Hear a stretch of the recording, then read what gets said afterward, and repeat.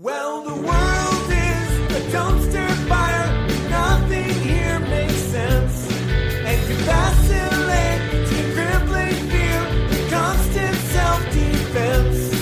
And nothing's right and nothing's good. And you're paralyzed with grief.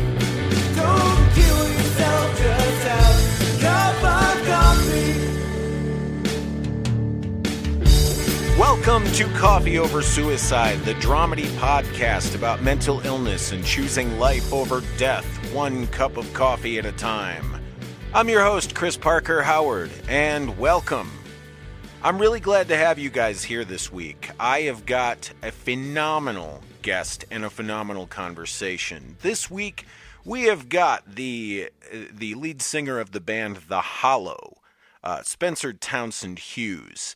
And he's a really, really fascinating dude with an interesting conversation.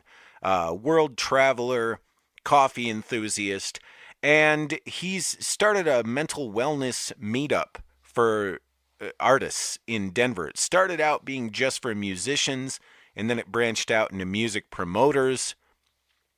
And it's kind of run the gamut for everything in between now at this point. And we have a really awesome conversation. First off, the first 10 minutes of the podcast is all about coffee, which is brand new. Isn't that weird? We haven't talked about coffee that much on this show. But speaking of coffee and talking, I started seeing my therapist again. And I know that I've been talking about maybe seeing somebody for some store-bought sunshine on the old brain. But I don't know. I feel like after sitting down with the therapist and sharpening the tools, I feel like I might have a better handle on it than I thought I did. I don't know. You know, the tough thing about the darkness is that when it's gone, it's like watching a horror movie with the lights off. It's a lot scarier when it's dark. And then you turn the lights on, it's not quite as scary. And so when you feel these depressed emotions that feel like they're never going to go away, that is watching a scary movie with the lights off. And then once that goes away and you start to feel better, you're aware that the darkness is still in you. You can still see it. You can still touch it. But it doesn't feel as dangerous anymore. And I think that's where I'm at right now. I think right now the place that I'm at is it just doesn't feel quite as dangerous. And that's, I don't know, that's something, right? I could be way off base on all of this. But I guess that's why it's good I'm seeing a professional. To keep all these weird things in check. But enough about all of that nonsense. I want you to go out and do yourself a favor and check out The Hollow. They have a new EP that just came out this October. It's out now. You can go get it. It's on Spotify. It's on iTunes, anywhere where you can find great music. It is called Contact. And I think you'll have a really good time with it. It's rock and roll. It's kind of heavy, but yet there's sort of a theatrical influence to it. It's really quite good. I think you'll enjoy it. So without further ado, here's my conversation about coffee and life and everything else with Spencer Townshend Hughes.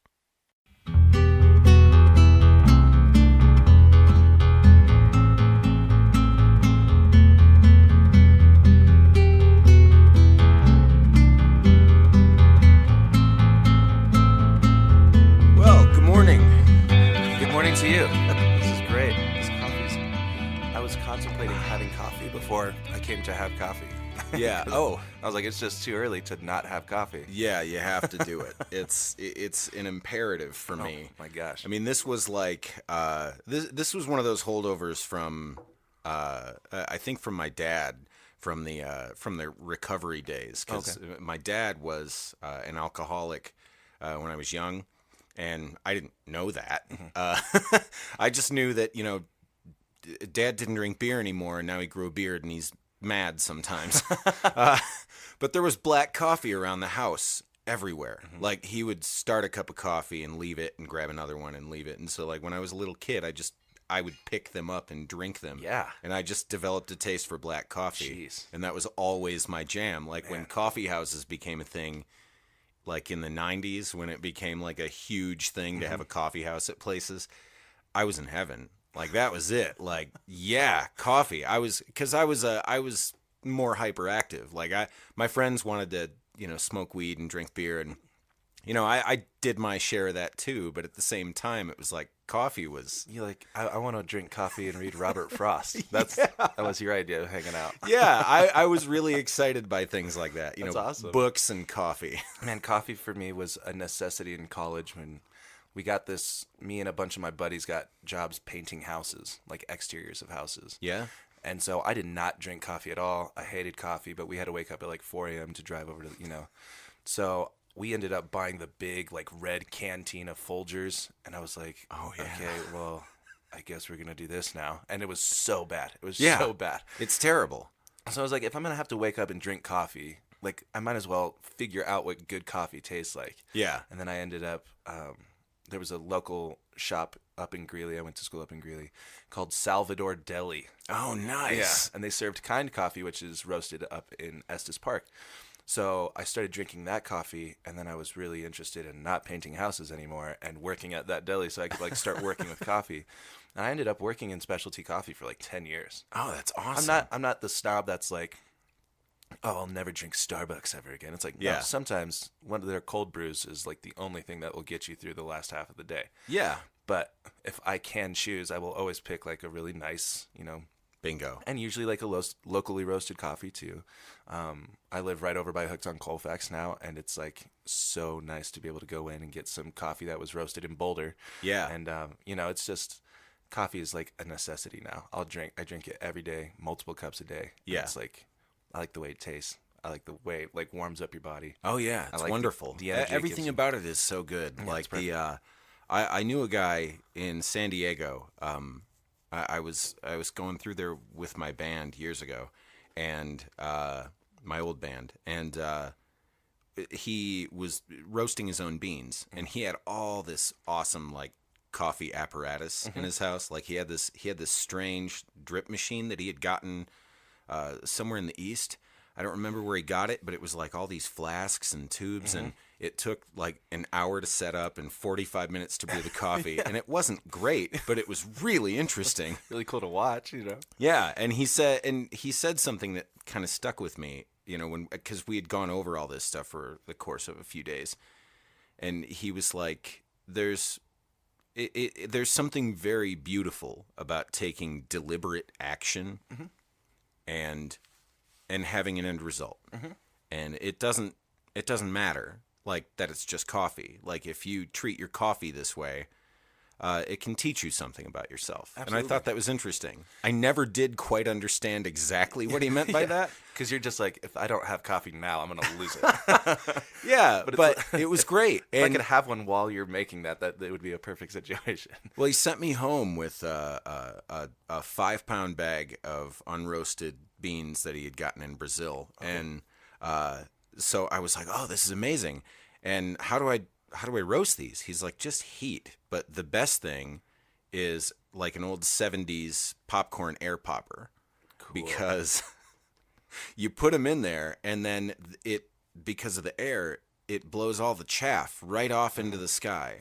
And it's kind of neat. It's like Edward Scissorhands, It's just it's just stuff just flying into the air, and it roasts them pretty perfectly, pretty evenly. Awesome. All you need is heat. You don't need anything special. Yeah. You can buy a $4,000 roaster, or you can buy a $20 popcorn popper. Yeah. Are you doing it for the enjoyment? Are you doing it for money? Yeah. Yeah, I'm not starting a business. I'm just trying to have a cup of coffee. And then it was really fabulous. And that was when it started to click for me, the idea of deliberate action and the art of meditating and getting zen on something, because I never understood it before that. Dude, one of the coffee shops that I worked at, we didn't actually do drip coffee. All we did was pour over coffee. That was like the specialty thing of this place that I worked. It was in L.A., in East Hollywood, a little bar called Brew Coffee Bar. Yeah. And we, people would walk in and say, I want a cup of coffee. I just want a cup of coffee. And we're like, all right, cool. It's going to take like 4 minutes. I'm like, what? They were like baffled that it would take 4 minutes for a cup of coffee. But I would tell them, I was like, it's the freshest way to get a cup of coffee. It's delicious. I promise. Like, if you don't like the coffee, I'll buy it for you, and then you never have to come here again. Yeah. But it was really nice because we put our V60s up on the bar, like up in front, so then people could come up and watch how it's made or have a conversation first thing in the morning. And that's what I loved about our coffee bar was, as we're making their coffee, they instantly become intrigued and like interested in how you're making the coffee. But then there's the conversation so what are you getting into today? Like, what do you what's going on for the rest of the day? And they just start to have the conversation, and they initially walk in, as we usually all do, into a coffee shop when we haven't had coffee, like very straightforward and demanding and or zombie-esque of just like, I just need coffee. But then they leave with a brand new experience, and that for me was like always the coolest part. Yeah. So I really do enjoy coffee, and whether it comes from a V60 or a Keurig or Starbucks, it's my favorite thing on the planet. Yeah, honestly, it was. I mean, I've got my various accoutrements, and I said years ago I did not understand the Keurig. Mm-hmm. I couldn't understand how it would make a good cup of coffee. I thought it was like a little pod full of syrup, I like out of the gas station or something. And I admit it freely. I love my Keurig now. It brews a good cup of coffee. Yeah, well, it's a nice, perfect utility coffee machine. Yeah, I mean, and you can also get those like refillable pods. Yeah. Oh, I totally have one. Where you put, and that to me is like the only way to drink out of a Keurig. It's like you can still have your own coffee, like your own roast. Yeah. Put it in just to a single cup. Like, man, that's brilliant. Yeah. Sign me up. But I was the same way. Like after putting those pods in, I was like, oh man, this is gonna be so weird. But then after you start like customizing your own coffees, and it's like awesome. Hit a button, leave, come back, it's there. Yeah. And it's the perfect heat, and it's perfect strength. It's just the way you made it. Yep. How about that? They figured it out, man. Yeah. Way to go, Keurig. Way to go, Keurig. This episode brought to you by Keurig. I'm going to write that down for later. Please do. So, as far as the idea of taking deliberate action, you decided to take steps to start a mental illness or mental wellness meetup group for musicians in Denver. Where did that come from? Man, that came from my own mental unwellness. I reached out to the Denver music scene page that we have on Facebook. Yeah. I reached out on there and I asked, do we have anything? Is there a group that we can like all get together and talk about how crazy music makes us? And like for me, the specific incident was we were having a show and we weren't selling tickets very well, and it didn't seem like anything was like really gelling or so I was like gonna lose it. And I already have my own small support group that I outreach all of the time because I lose it often. But I just wanted to figure out if there was a group of musicians where they gather to talk about issues that they're having in the scene, but then also hearing other people's advice on how they handled certain situations, because maybe something somebody else went through could help me in my moment of desperation. Yeah. And the feedback I got from the group was, no, but it would be awesome if somebody started something. I was like, ah. And I knew that's what we were going to do because it was vitally important. I mean, in our band, we write a lot of music about mental unwellness, and most of us, if not all of us, are very transparent about the issues that we have and what we struggle with, and talk about it at live shows and talk about it with our friends and strangers, and it doesn't really matter. So to be able to start a meetup for local musicians, and not even local musicians, it's open up to the scene. So bookers and promoters, DJs, venue owners, people who deal with the other side of things. So Yeah, it just so happened that it was like, well, what's a good day for everyone to meet up? And we started doing it on Mondays because we figured like no one's having shows on Mondays, right? Yeah. So, but then it turns out when musicians aren't playing shows, they have jobs, I guess, that they have to work on Mondays. So, yeah, this month we're actually doing our first Sunday meetup. So we'll see how that goes. But Yeah. yeah, it really spawned from the idea of I'm not doing well and I would like to talk to other people about why I'm not doing well, and see if they have any advice. And yeah, we started our first group. We had our first group meeting February. Yeah. We had like 10 people show up, which was really incredible, especially from like just trying to start it on Facebook. And Sure. I mean, you know probably better than anybody. I mean, just creating a Facebook event is not enough to get people in the door anywhere. Well, and what we also expected was we started like an email list, and we have this really cool text call to action thing that people can text into, and then they'll start receiving text updates about what's going on with the meeting. Oh, sweet. So both of those lists were at like 30 or 40 people at this time. So we're like, okay, so even though we have all of these people interested, we could probably expect like less than 10% of the people who, Yeah. And I mean, we were pretty spot on, but it was also great because it takes a lot of vulnerability and bravery and strength to go into a room of strangers or people that you recognize from around the scene and then open up about like, yeah, so this makes me really depressed and Yeah. I don't know what to do about it, you know? Yeah, exactly. So when did going backward on all of this too? When was the first time that you noticed something within yourself was maybe off? Oh man, that's a great question. I think it's always been there. I think like inherently as a musician or as a performer, you're born with it almost, you know? Yeah. Because you have this urge to get on stage and to perform and to entertain, and right there something's wrong. Yeah. I mean, Jonathan, our guitarist, and I went to music theater school in Greeley, and there was a lot of issues that we experienced while we were there. The politics of the music theater community for sure, but in the entertainment industry, regardless, or politics like anywhere, you know, there's just it's unavoidable. So being up there, having that recognition of like I'm really not happy unless I'm doing this, but then also doing this makes me really unhappy. So then what's the balance in which and for us, writing music was the balance. You know, I think it's really interesting that the conversations I have with people, oftentimes they say, your guys' music is really heavy, but when I have conversations with you, you're like really jovial and I mean, it looks like you're happy, and it's like, well, I am, and that's what I use music for, is that outlet of when I've reached my limit, we write this really heavy song, and it's like, okay, now we can exhale a little bit, you know? Yeah. But I think for me, it's constantly been bubbling. It's this idea of we're in an industry where we have to be visible and present all the time. And if you're not, you always use other bands as barriers as like how great your career is going or whatever. Yeah. And I know a lot of bands who like to play music just to play music, and that's awesome. Like they want to do it as a hobby, and great. And if that serves its purpose for you, great. Yeah, But there are for a lot of different boxes you can put that in. Absolutely. For us, we want to make music our careers. We want to be musical entrepreneurs.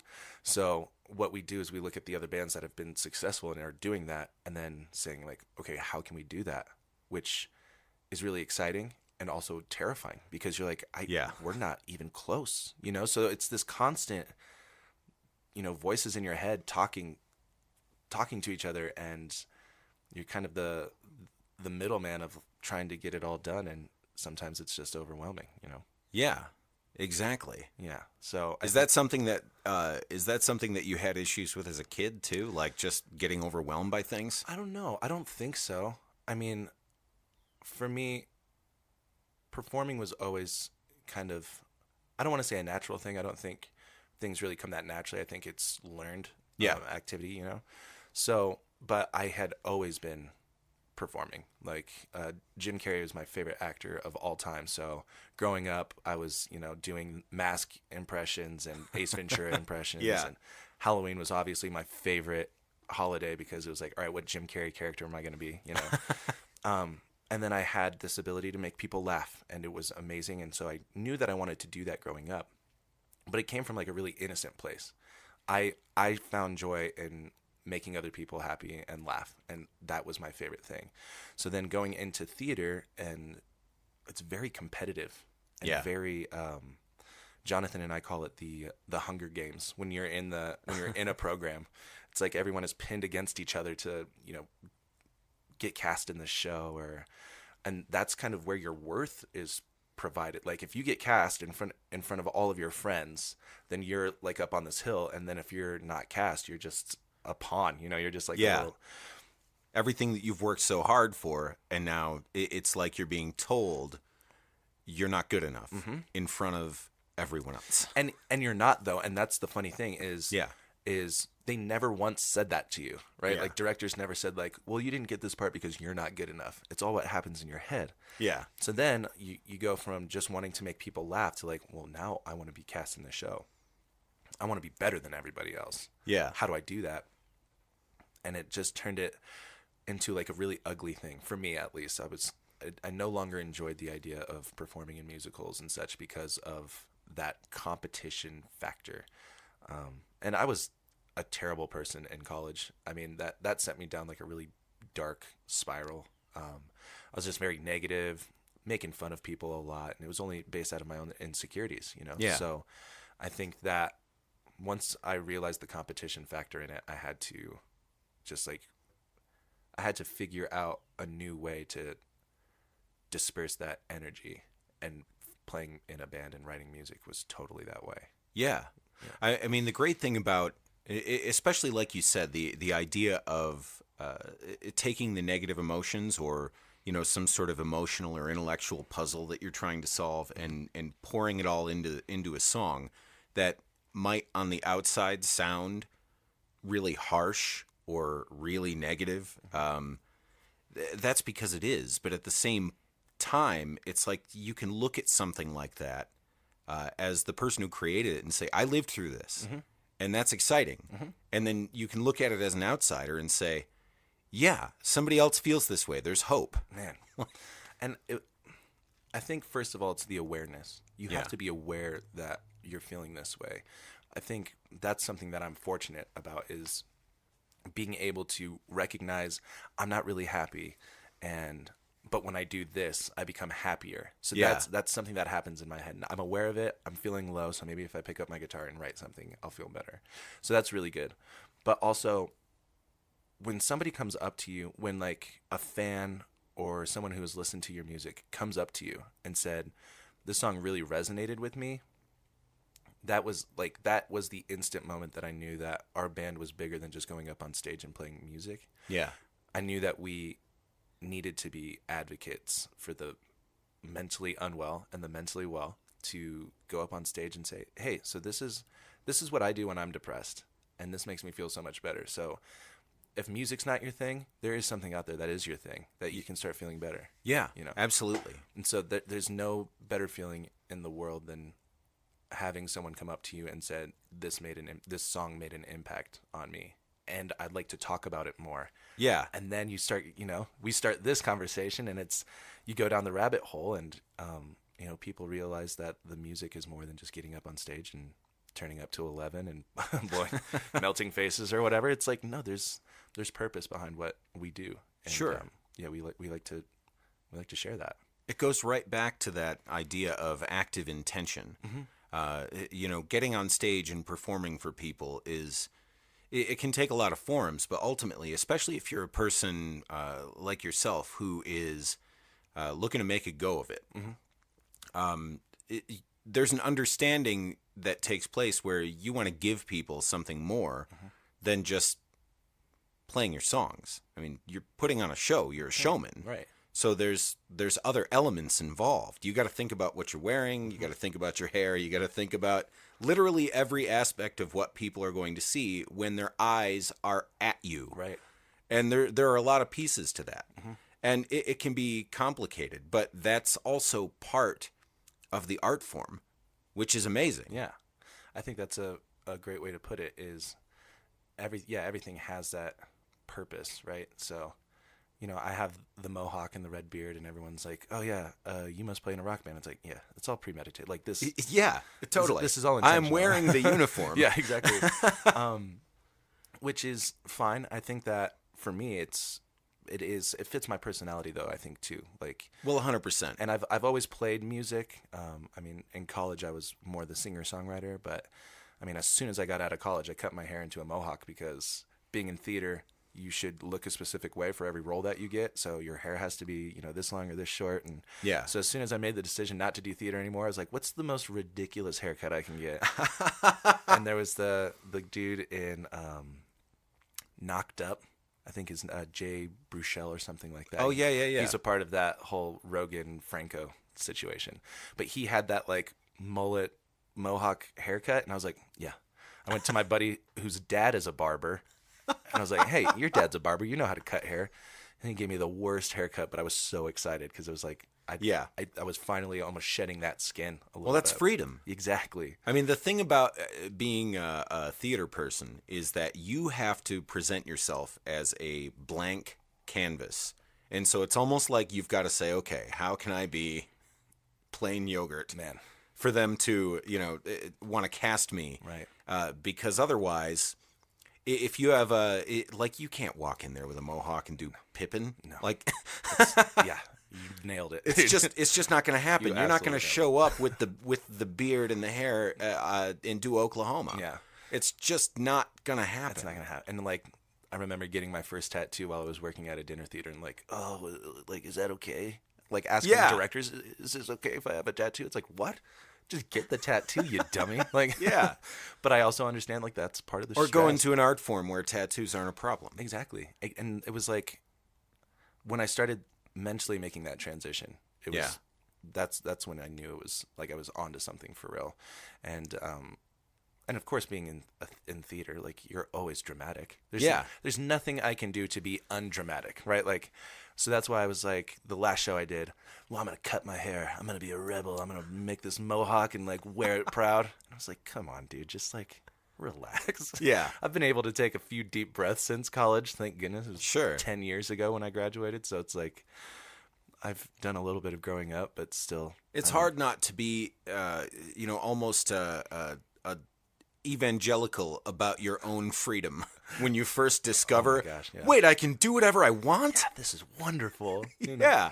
Walking around in not tap shoes, that was probably my favorite thing on the planet. I was like, I'm making significantly less noise as I walk. This is great. Have you thought about bringing the tap shoes back in? So our drummer, Jason, like out of high school, he joined, him and a tap dancer like did their own show. So he would like drum on the stage and he would drum on his kit, but then he would play with a tap dancer. So they would do this like really cool show. And as soon as he told me that, I was like, come on, man, please, can we just, as fun as that would be, can we just not? Because I'm trying to run away from this.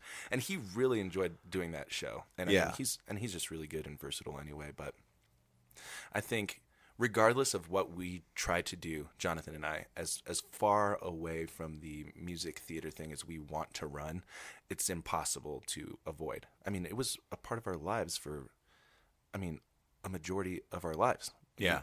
Before we started the music theater program, we had been listening to like nothing but musicals for a decade, So I think it's really interesting that no matter how hard we try to rock in our rock shows, and I mean, we do, and that's where our energy goes in our live show for sure. But when writing, it's unavoidable to like put in these harmonies that are music theater-esque, And it's like, and even in our compositions, like the ebbs and flows of the dynamics and stuff, it's like, that's kind of music theater. And and we're at the point now where we're like embracing it instead of trying to say like, shit, maybe we should just like bail on that, Yeah. Like, nope, let's not use lean that. in. Yeah, let's not use that song. It sounds like Rent, It's like, it's like, no, let's just harness it. And Yeah. I mean, it's been working for us so far. I mean, we've added Jimmy, our bass player, who has an incredible voice too. So we have these really intricate 3-part harmonies. Yeah. That Jonathan and I wouldn't really know if we hadn't spent the time in theater school together, like singing and Sure. and listening and figuring those parts out. So it's like one of those two-headed monsters where it's like, I get it, but also I hate it, but I also get it. But it is also what makes you inherently you. I mean, the sound that you're developing as an individual, the only way to really get a iconic individual sounding sound that is very uniquely yours is to lean into your personal tendencies and not necessarily your tastes, but your tendencies. Because a lot of bands lean into their tastes, and you can tell who their influences are. Oh, totally. Because you go, oh yeah, this band listens to this. Yep. And you go, I get it. Yeah. But sometimes, I mean, especially if you're taking it from somewhere completely out of left field, there's very few things farther removed from a rock band than musical theater. Man, you're telling me. which is, like you said, I think that's great. And I mean, it was hysterical. Jason asked right before he joined the band, he said, have you guys heard The Deer Hunter? And I was like, who? I had never heard of The Deer Hunter. Yeah. He's like, you should listen to Act 3. And I was like, okay, cool. And I listened to it. And that album was made 10 years ago. And I'm listening to it and I'm like, oh my God. This whole time we thought we were doing like something so fresh and like innovative. It's like, and they have a song where they play the harp and sing harmonies to it. And like, we thought we were the only band that, Yeah. It's like, oh yeah, we're cutting a new cloth here. And so it's like, no matter what you try to do in music too, it's already been done. Yeah. So for us, trying to like reinvent the wheel is silly. We're going to find our favorite wheel and we're going to try to make that exact same wheel, but with our signature on it, And I think that's something too that we've come to learn as a band is you're never going to be like an individual. When you're playing music, it's already been done before, but how can you do it to make it your version of it?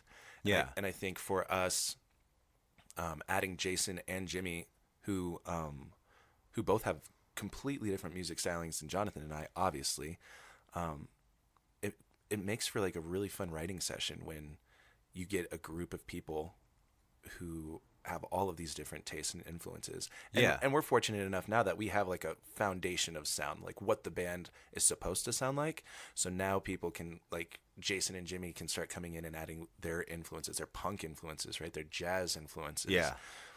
To start fine-tuning that sound of what we're actually supposed to sound like, Well, and a really good band will sound like an amalgamation of a dichotomy of desires. Oh my gosh, what? It is too early for those words, man. Oh my gosh. Yeah, I definitely need some more coffee on this. I need another cup if I'm going to hear that word again. But in taking all of this, I mean, it sounds like you've got this mental process on lock where you know that you're going to take some things from various places in order to make something work better for you. And it sounds like that's the same approach that you had to your mental wellness. Yeah, and as you were saying that, this thought came to my head is I have no expectations when I'm writing music, when I'm playing music with my friends. I have zero expectations. I think that it serves its purpose, and what we're doing in that moment is exactly what is supposed to be happening. So there's no way to be disappointed by that because you have no expectations of it. I think that where my mental unwellness comes from is in expectations. I think that there's only disappointment that lies in expectations. So we have a big show coming up, and in my head, that's the biggest show that we're ever going to play. Yeah. And so I'm expecting to sell it out and that all of the bands are going to help sell it out, and it's going to be a huge night and it's going to be wonderful. And then come show day, if it's at half capacity and like other bands didn't sell tickets, I'm sitting there so disappointed in myself and slipping into that depressive state of, well, this didn't go how I thought it was going to go. Yeah. And that's in my personal life too. When you go into thinking that things are going to go one way and then you get blindsided because they didn't go that way, the only reason you're feeling depressed is because your expectations weren't met. And not only met, but exceeded. And I think that's the other I think that's the worst thing about expectations is even if you meet expectations, you're not excited about it. You're like, no, that's what was supposed to happen. So there it is.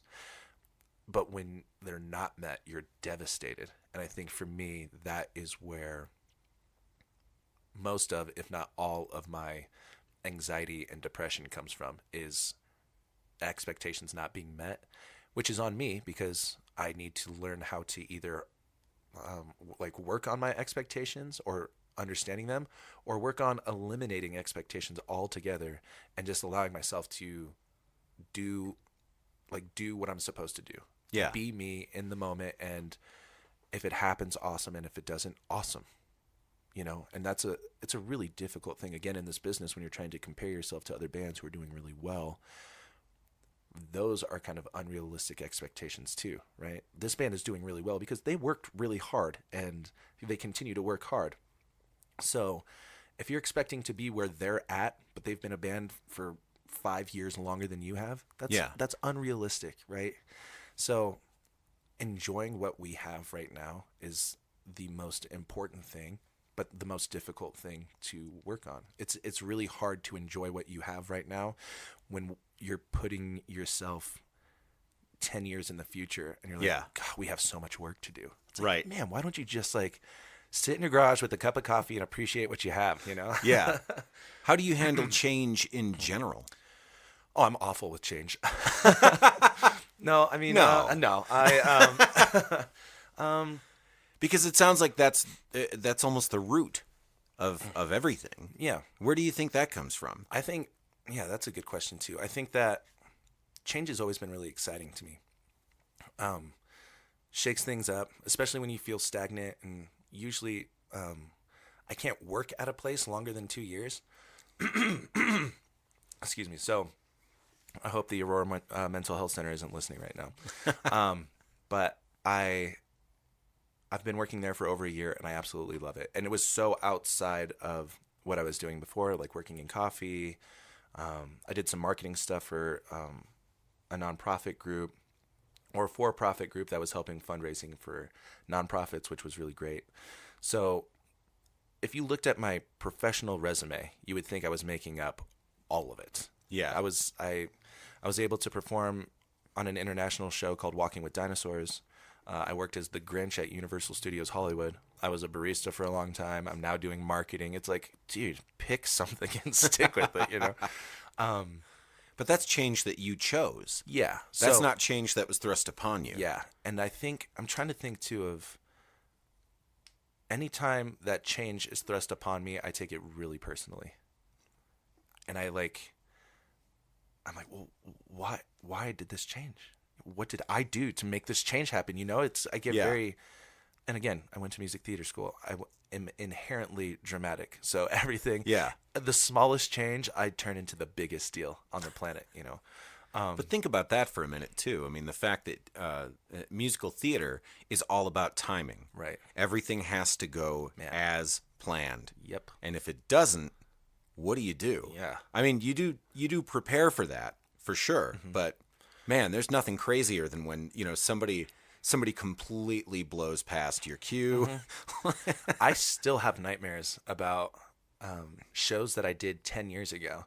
I'll be dreaming that I'm in the show, and I haven't even thought of this show for ages.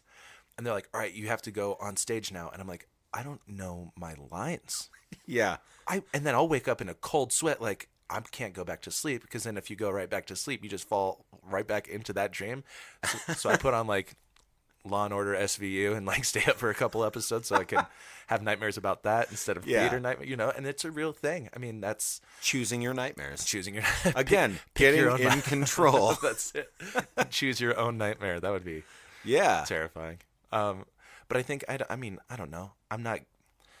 I honestly don't feel like I'm great with change. Yeah. But again, that's because I feel like I like to have control of situations to a point where I know that everything is going to be fine. Yeah. Even though I know that everything is going to be fine. Right. So I honestly think most people are that way.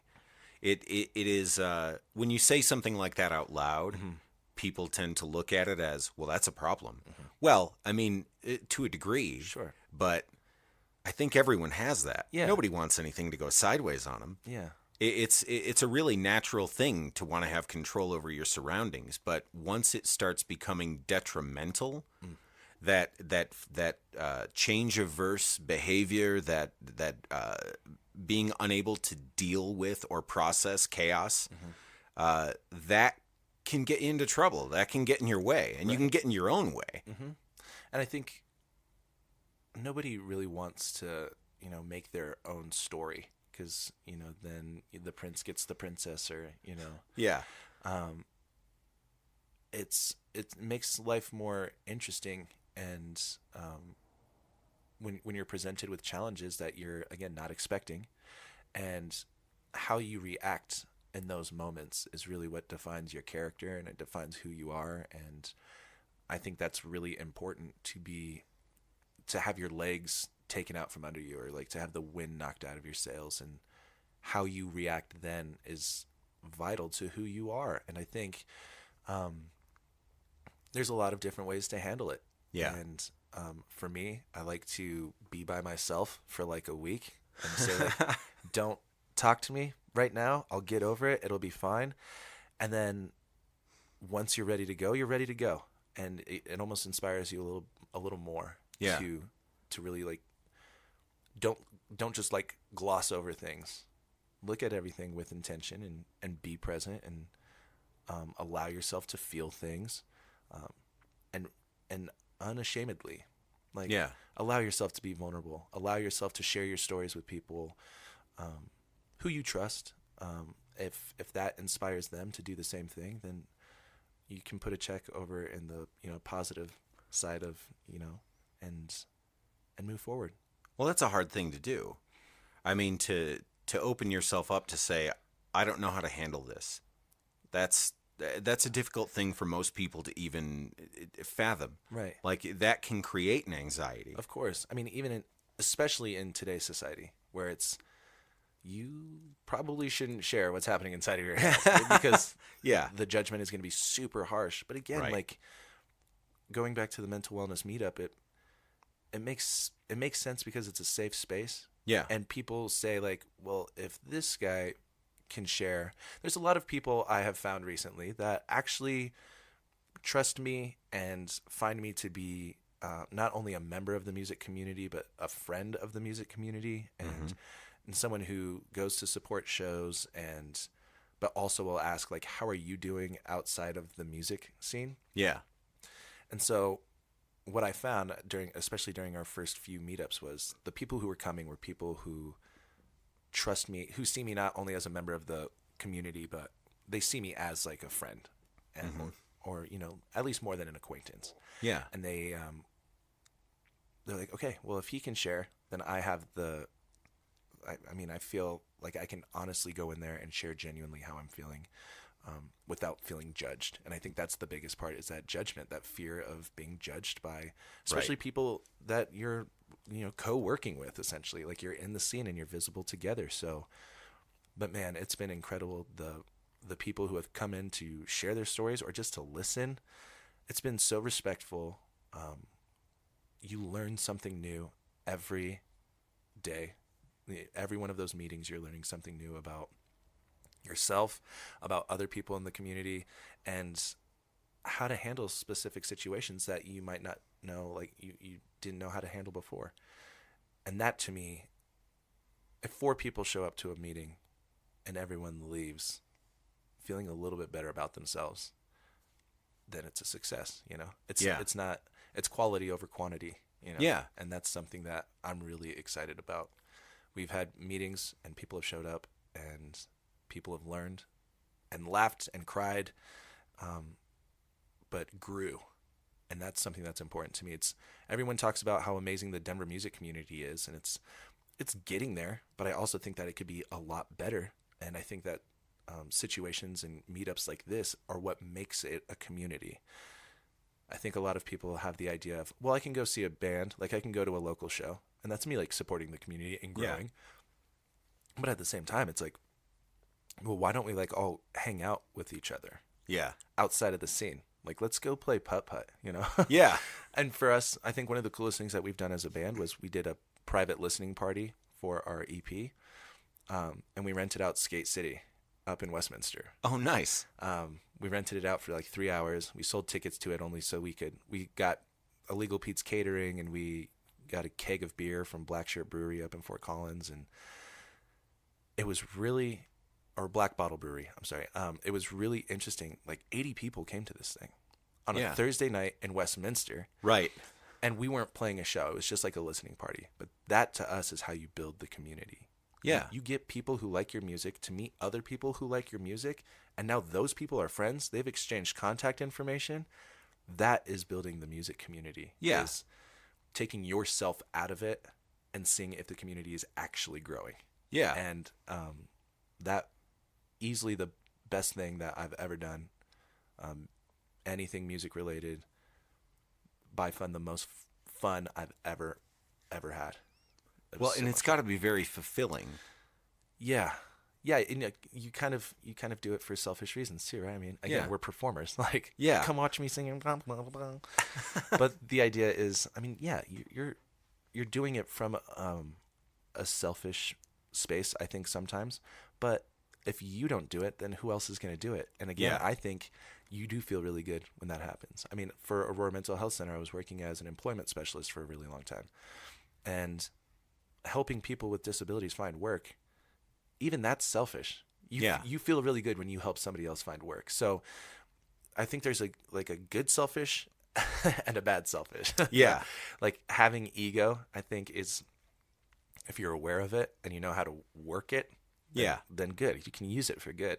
And I think that's what we're kind of doing, is trying to create experiences selfishly, but also for the community to help the entire thing grow.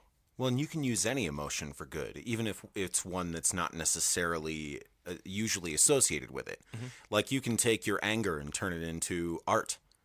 You know, you can take sadness, turn it into art. You can take the darkest, most unsettling thoughts in your head and write a story. Mm-hmm. And that story can entertain someone. You know, Totally. It's, you know, just that strange joy of riding a roller coaster, and like, you know, you're gonna have that strange anxious fear when you hit the drop. It's the same thing when you're hearing a song that makes you feel a certain way, or you're reading a book that makes you feel a certain way, or watching a film. And taking all of those things and making something constructive out of it is beautiful. Mm-hmm. It's kind of what it's all about. And if you think about it, that meetup group is that very thing. It's that exact same thing. It doesn't matter if it's 4 people or 5 people. What matters is that it exists, and the people who are there are going to get something out of it. Totally. Nobody's going to walk out of there going, I don't really feel like I was listened to. Yeah, I might not come back next month, you know? Yeah. But, and also I think that, that being said, there's also the opportunity for you to go. Yeah. You have the decision to go to that or not. And the fact that now, if I went into that group page and said, hey, is there a place that we could meet up and talk about our stuff? Someone would say, yeah, it's called Mental Wellness Meetup, and you can go next Sunday. Yeah. And that is all that I wanted to provide. And Jonathan and Angela and I just co-founded it because we needed it. And to be able to offer that space and that option to somebody else who's struggling. And again, the outreach has been incredible. Like, I can't go this month, but please keep this going. I know I need to go to one of these, you know. It's like me and trying to sign up for my therapy sessions. It's like, I know I need to do it, but we've got this release show coming up that I'm spending all my time doing, but it's, through the center, I get 6 free therapy sessions. I know how bad I need it. I know how badly I need it. But knowing that it's there, that I have the option to do that, I hope people see that. I hope they recognize that. And if they're comfortable with it, I hope they're free to sharing or listening. Well, and it sounds like you've really figured out where a lot of your personal foibles are, as far as what's going to trip you up in things that are happening in your life, and then how you're going to react to those things. Yeah. So when chaos hits, it sounds like you're starting to have a plan. Yeah. Like, I don't know how to handle this, but I do know what I'm supposed to do to help me handle this. Exactly. That's totally that preventative measure, right? Yeah. And again, it all goes back to awareness. Yeah. Okay, I'm feeling this way. Now, why am I feeling this way? And what can I do to not feel this way? And sometimes it's what not to do to make me feel this way. It's like, okay, so this is why I'm feeling this. Don't do this. Which is more helpful sometimes than actually knowing what to do. And so, and I'm still learning a lot about myself too. And I think that, in learning about myself, I'll be able to better plan what to do when chaos hits, like you said. I think just by knowing yourself a little bit more, what triggers what, that will allow me just to better, and just, love yourself, man. Take care of yourself. And it's really easy to focus on the negative when you're feeling bad. But again, taking time out to just be grateful and surround yourself with people who love you and are patient with you and who are kind. That's honestly, that will eliminate half of it. Just be good to yourself and be good to other people, and you're going to be fine. That's beautiful. Thank you. So write that one down too. Thanks for talking to me, man. Of course, man. This has been wonderful. Thanks for having me. Well, that's it, folks. Another week in the can. Here we are, nearing the end of October. How crazy is that? Do you have your Halloween costumes all picked out? Do you not follow the pagan traditions? I don't know what the hell I'm talking about. I'm just, I'm really looking forward to the half-off candy, November 1st. What can I say? I'm a sucker for it. I love the costumes. I love all the fun. That's all I got for this week, everybody. Let's engage a little more on that Facebook page and just talk to me. I'm willing to talk if you're willing to talk. I'm your pal. I'm always around. I'm always down. And until next week, don't kill yourself out there.